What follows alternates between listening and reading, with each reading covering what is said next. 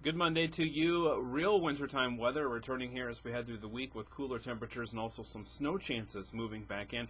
That's what's topping our weather headlines. Cloudy skies out there for us today. There is a winter storm watch that's in effect as we move into tomorrow afternoon into Wednesday, with temperatures cooling down here for the end of the week into the start of the weekend. Here's a look at that winter storm watch. It's in effect officially from noon until 6 p.m. on Wednesday. We are just on the eastern edge of that.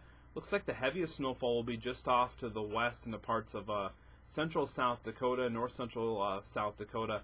But we'll see some accumulation from this storm system, and it may eventually be upgraded to a winter storm warning because there's going to be some pretty strong winds coming with this as well that could cause some blowing snow.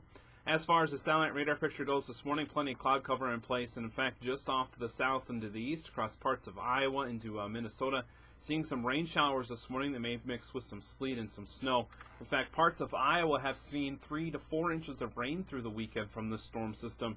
We've just been on the cloudy sky side of things and watching another area of low pressure off to the south and to the southwest. You can kind of see that snow organizing itself in the desert southwest.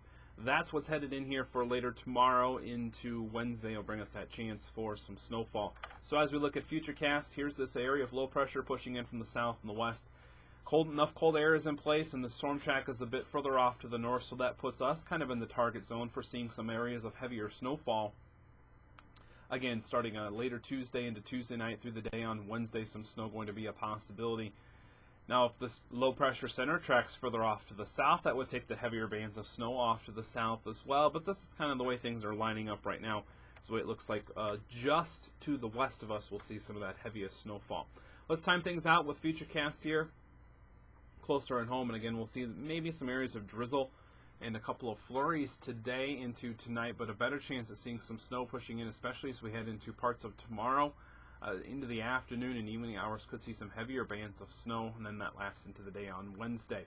By the time it's all said and done, looks like maybe 4 to 8 inches of snow just to the west of Watertown, but generally speaking, probably around 3 to 6 inches of snow here for most of us through the day on Wednesday.